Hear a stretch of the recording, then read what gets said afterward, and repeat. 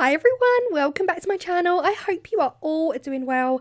This is my final Valentine's 2023 video and we are going back to these gems. Now, if you didn't see my first video where I used these, I will link it here on screen or down below. And yeah, I really wanted to try temporary tattoos in them, but I ended up doing something completely different. And I figured I have to try it. I absolutely have to try it. Before Valentine's is over, I'm going to get all smushy and lovey-dovey and get some loving quotes in there. Now, I am using the ones with the wider opening. The ones with the smaller openings, now they're not really going to work for me. It's going to be way too fiddly trying to get the tattoos in there. So I decided to steer clear of these ones and use the chunky chunks.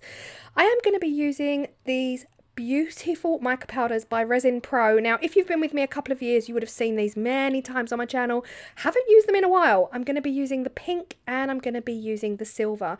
Now, if you're wondering where these gem pendant molds are from, they are from Let's Resin. So the details will be in the description box below alongside your 10% discount. I love them. I just need to practice them more. I hope that makes sense. But yeah, I'm loving this silver pigment. I've never used this silver now. I've had it sitting on the shelf for a couple of years. It's now sitting happily in my Shadowfoam wall, but I've never opened it. Can you believe that, guys? Oh my gosh. Anyway, it's stunning. Absolutely beautiful alongside the pink. Now, my plan for these was to kind of fill them half and half. So they are literally half silver, half pink. So all I'm doing is adding a little bit of the resin into each end. And when I add the pink now, you'll see it's going to push the silver back up the pendant. And then I'm going to do the same on the other side. So whilst it looks like the silver is running away and taking over, once I put the pink in at the bottom, it pushes that silver back up. And likewise, a little bit more silver brings the pink back down. So you just want to have a play around with your colours and just get it to exactly how you want it before the next step. Now, of course, in true Claire fashion, I made way too much resin. Like I didn't even make that much, but it was way too much for just 2 of the pendants. So yeah, you'll see I'm adding to the screen, and yet I'm adding to the screen even more and more. I ended up filling up 5 pendants. Look at this silver pigment. It is beautiful. Again, these pigment powders, these are mica powders from Resin Pro. Not sponsored. I bought this kit myself. Beautiful. Now, this was just the leftover silver. Again, nothing special's happening here. I just filled up 2 molds just to get them used, get the resin used, and they're really, really gorgeous. This pigment powder is almost like glitter. I feel like I've just filled them with glitter. It looks very, very sparkly and I love it. The next step was to cut out the tattoos. Now, I needed to get as close to the black writing and the black image as possible. I haven't got much room to play with. I've never tried getting temporary tattoos into such a teeny tiny space before. So yeah, I did spend a lot of time trimming these down as close to the words as humanly possible. That is why I have sped this section up for you, because trust me, the process was long. And of course, do not forget to remove the clear protective film from your tattoos before you place them into the resin, otherwise they will not stick. Now, the only way I could work out how to get water onto the back of these was to use a cotton bud. I was so worried I'd put way too much water in. Usually I can, I have the luxury of using a cloth or a sponge to dampen the back of these tattoos, but I had to be careful here because these are such tiny little vessels. I didn't want to get too much water in there and have water get kind of trapped in the corners, in the nooks and crannies. So yeah, I went super careful. If you know me, I don't have the patience for this, but I did it, guys. Yay me. So proud. Yeah, I took my time.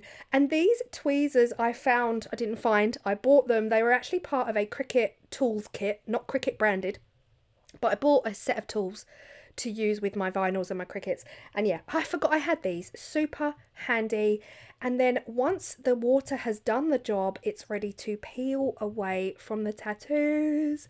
And I love them already. I literally love them already. They have worked out exactly as I wanted them to. So when that happens, I'm happy. I'm a very happy bunny.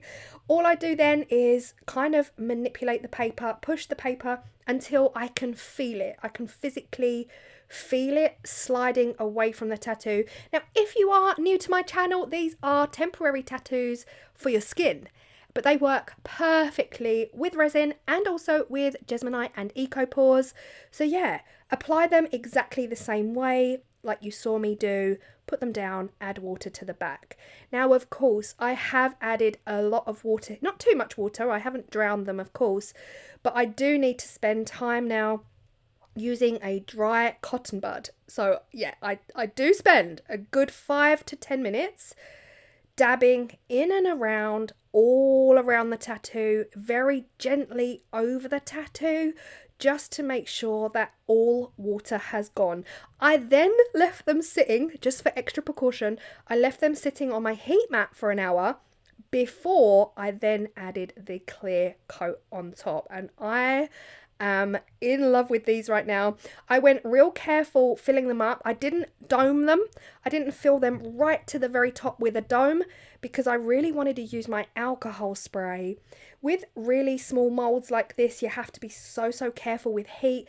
Now, I know my camera is zooming in on them, but trust me, they are tiny. So you really don't want to use an open flame. You certainly do not want to use your torch. And I can't use my heat gun because it's too strong and it would literally blow the resin out. So for me, alcohol spray was perfect for these. And this is the next day. It is time to demold. I'm absolutely loving them at this point. I was worried about the edges. It really was at this point I decided that, you know, like I say in a lot of videos, hindsight is a wonderful thing. And if I can learn something from a project and share it with you, then my job here is done. I would do these round the other way. So if I do this again, which I'm sure I will because I'm a little bit in love, I would pour the clear resin first and put the tattoo down onto the clear resin, because this way around, it means pouring the clear resin afterwards is the kind of the top. And that is going to leave me with these edges. We all know that resin gets these edges that we then have to kind of either sand down, scrape off. And you see me here using my new deburring tool. It's not ideal. It's really not ideal. This has left me with a finish that I'm not in love with, guys, honestly. So yeah, like I said, if I was to do this again, and if you want to do this as well, I would fully recommend pouring the clear resin in first, putting your tattoo down into the clear, and then backing them with a solid colour, because then the solid colour becomes the back that you have to sand down or use your deburring tool. And I scratched this one. I was so sad. That was my favourite one, and I scratched it with the deburring tool. So again, it's one of these projects that I've never tried before. I've never tried getting tattoos down inside, but equally, this is the second time ever using these moulds, and I'm forever learning. We're always forever learning. So take my advice. Do not do it the way around that I've done it. It worked okay for clear resin first. So yeah, if you take anything from this video, take that one tip. Clear resin first. Back it with your solid colour. Then that solid colour, it is the back of the piece. And it doesn't matter if you have to sand the edges, you know, or debur the edges. So yeah. I got it round the wrong way, but it's okay. We're all here to learn. I still think they are super pretty. It's just wrong. It's just all wrong. You will see here on the dreams, you can see here before I actually used the deburring tool, it looked okay. But wait until you see the after results. I could cry. But I won't. First world problems, I know. The final one, you're probably wondering, where did that come from? This was actually, the pink section was poured with that original video. With that original video that I did, I poured one, I had leftover pink, so I poured one, and it's kind of just been sitting there waiting for the opportunity to finish it off, and I took the opportunity to finish it off, and I love it. Now, I do not know why I did not press record. I thought I did, but the footage is not there. I added some of these beautiful new pinch bales that I got. You would have seen them as well in the previous video. They are all linked below in my Amazon storefronts. I added 2 pinch bales onto the largest ones. This, I have to say, is my favourite, despite that scratch, and we've got some air bubbles in the tip, but it's still my favourite. I don't know what it is about it, but maybe it's just the word harmony, because we all want a little bit of harmony. I know I do. If I don't have harmony, then I cannot function. The big chunky one on the right, I love it. That is a top filler mould, so that will need a screw eyelet. This one, absolute disaster. Absolute disaster. I used the deburring tool. I went too hard on it, and it's pretty much left 2 really deep, where I've completely scraped the resin off. They now look like real deep scratches on the top. So again, not ideal. Yes, it could be fixed. I could sand that down completely. In fact, I really will do that, but didn't have time to do that for the video.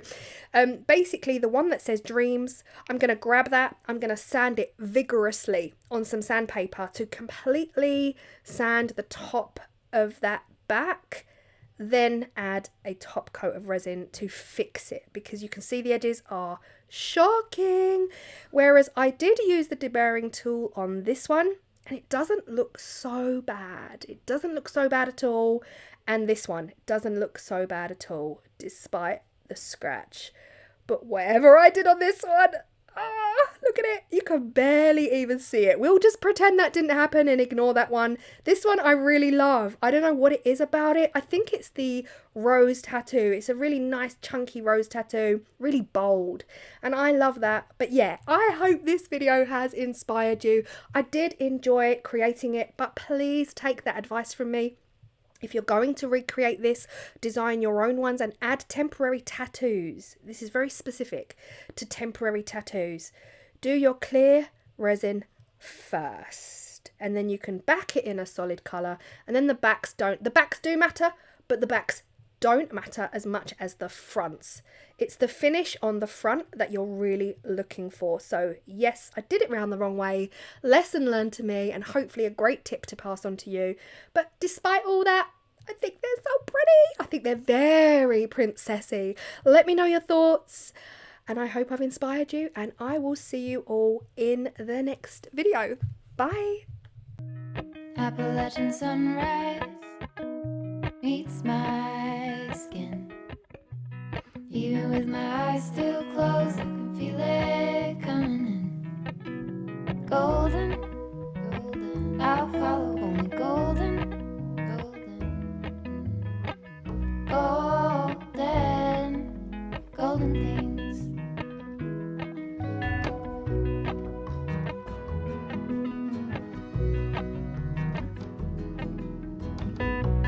Mountain laurel high fives for miles in spring. Rainbow trout and a hummingbird wing. Golden, I'll follow only golden, golden, golden things. Gold hair, gold rings, gold leaves, gold anything, golden, I'll follow only golden,